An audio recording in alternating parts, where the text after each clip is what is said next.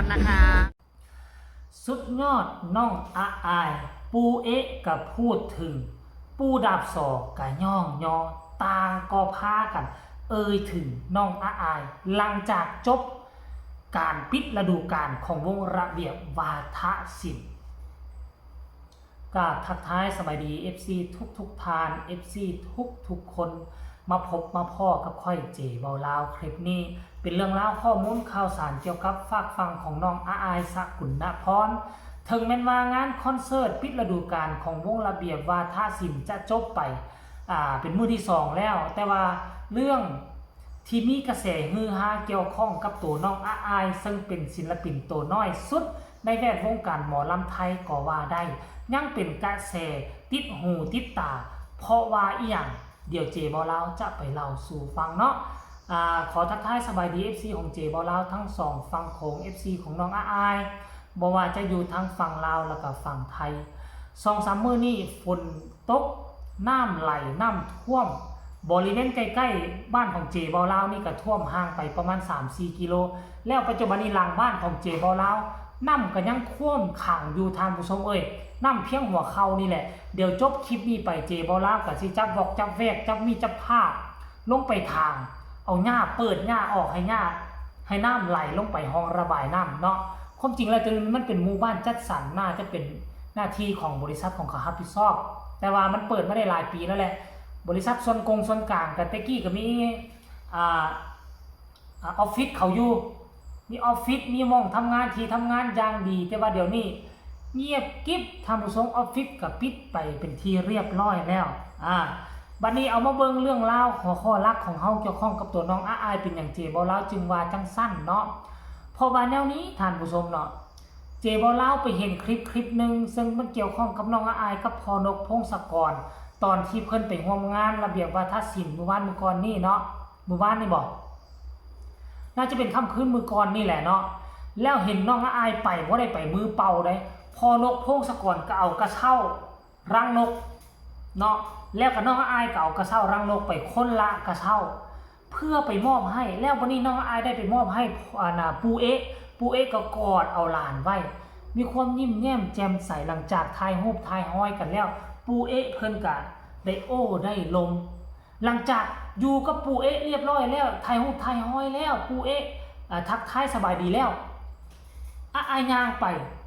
ปูดาบสอบันนี่ปูดาบสอไปดึงแขนเอาหลานสาวอายมานี่คิดว่าเพิ่นสิเอาไปเฮ็ดหยังเพิ่นก็ไปทักทายสบายดีหั่นแหละแล้วเอาไปนั่งเฮียงข้างน่าจะเป็นหลานสาวของปูดาบสอบ่เนาะแล้วปูดาบสอก็ถ่ายรูปหลานสาวตนเองกับน้องอายเอาขึ้นมาโพสต์คนนึงเก่งเต้นเก่งฟ้อนคนนึงเก่งห้องเก่งรำว่าซั่นเด้แสดงว่าหลานสาวของปูดาบสอเก่งเต้นเก่งฟ้อนอายคือเก่งห้องเก่งรำอันนี้คือหมายถึงอย่างเจบ่ลาวเห็นตัวนี้แล้วก็ดีอกดีใจคือผู้รักผู้ใหญ่เทียบสั้นบรมครูของวงการหมอลำไทยนี่นะต่างฝ่ายต่างก็มาซื่นชมน้องอายต่างฝ่ายต่างก็ได้มาทักทายสบายดีได้มาถามข่าวน้องอายแม้นั่นแสดงว่าจังไดแสดงว่าทุกคนฮู้จักน้องอายเบิดสู่คนท่านผู้ชมอยากให้ทุกคนไปเบิ่งคลิปนี้สักก่อนจักหน่อยนึงคลิปที่น้องอายไปมอบกระเช้าให้ปูดาบปูดาบสอปูเอะจากระเบียบวาทศิลป์ไปส้มแล้วจึงมาพอกันในช่วงต่อไปเนาะ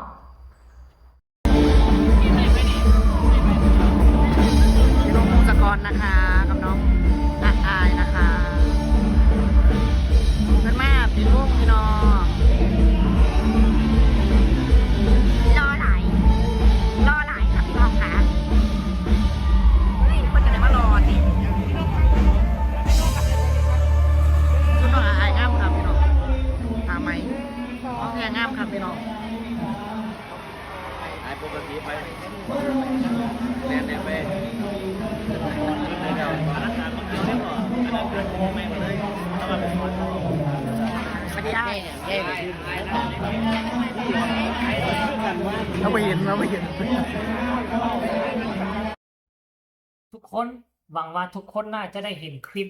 เป็นที่เรียบร้อยแล้วซึ่งมันเป็นภาพบรรยากาศที่อบอุ่นและชื่นมื่นหลายที่สุด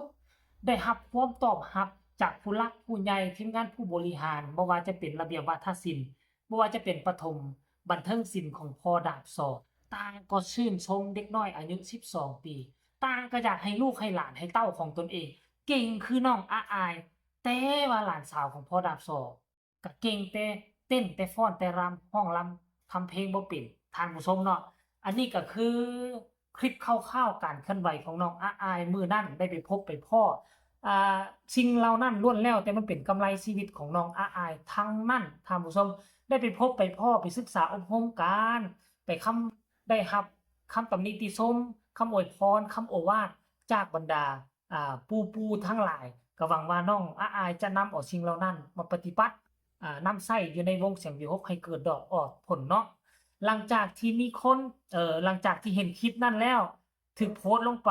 บรรดา FC แฟนคลับก็ให้ความสนใจมากหน้าหลายตาโดยเฉพาะคือทั้งประถมบันเทิงศิลป์เห็นบ่นี่หุ้มนี่น่ะ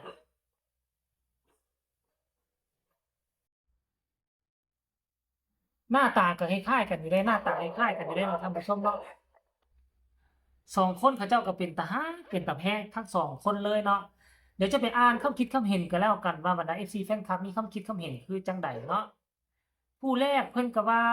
น่ารักมากว่าซั่นฝาแฝดคือกันได้คือกับน้องอาอายเป๊ะเลยผู้นี้น่ะสวยน่ารักทั้งสองเลยสองสาวน่ารักจ้าว่าซั่นเนาะผู้ต่อมาวันนี้น่ารักทั้งสองสาวน้อยเลยค่ะน่ารักมากจ้าแฝดคนละฝาคันแฝดคนละฝามันต้องเป็นหญิงและก็ชายอันนี้แฝดฝาเดียวกันเนาะแต่คนละพ่อคนละแม่น่ารักมากว่าซั่นอันนี้ก็ส่วนหนึ่งของFC ของปฐมบันเทิงศิลป์นั่นเองเนาะท่านผู้ชมมีความคิดความเห็นคือแนวใดอยากให้ทุกคนระบายออกมาในใต้คลิปของเจเบาลาวนี่เนาะโอกาสที่มันจะเป็นแนวนี้นี่มันมีน้อยเด็กน้อยอายุ12 ปีนี่ไปขึ้นเวทีใหญ่ๆเป็นเวทีมูลเวทีมัง ต้นตำรับของวงการหมอลำไทยก็ว่าได้ระเบียบวาทศิลป์ทางผู้ชมและก็ยังได้รับคำตำหนิติชมคำย่องย่อจากบรมครูบ่ว่าจะเป็นพ่อดับสอบ่ว่าจะเป็นพ่อเอกซึ่งเด็กน้อยเหล่านี้แหละจะเป็นผู้สืบทอดศิลปะวัฒนธรรมความดีความงามของภาคพื้นอีสานเอาไว้ได้คันถ้ากรณีว่าบรมครูเหล่านี้บ่ให้โอกาสบ่ฝึกบ่สอนบ่สั่งบ่สอนลูกเต้าเหล่ากา คนอีสานบ้านเฮาแล้วจะไปบงไปส่องผู้ใดอีกจักมือหนึ่งตนเองก็จะต้องลาลงจะต้องได้ปลงแล้วไผจะมาสืบทอดเพราะฉะนั้นแล้วมีโอกาสสอนก็อยากให้ทุกคนสอนรุ่นลูกรุ่นหลานเอาไว้ให้มันดีสอนไว้ตนเองจบไปดับสูญไปตนเองก็ยังมีความภาคภูมิใจว่าได้สอนลูกสอนเต้าสอนลูกศิษย์มากหน้าหลายตาเพื่อจะเอามาสืบทอดและรักษา ประเพณีอันดีงามเรื่องการร้องการรำของภาคอีสานเอาไว้ให้ได้เนาะคลิปนี้เจบ่ลาวขอฝากฟังเอาไว้สำนี้ก็แล้วกันฝากทุกคนกดไลค์กดแชร์กดติดตามให้แน่เพื่อจะบ่พลาดในคลิปต่อไปที่สำคัญอย่ากดข้ามโฆษณาผู้ใดมีคำตำหนิติชมคำคิดคำเห็นคือแนวใดขอความกรุณาส่งข่าวมาใต้คอมเมนต์พบกันใหม่ในคลิปหน้าสำหรับคลิปนี้เจบ่ลาวขอกล่าวคำว่าสบายดีบ๊ายบาย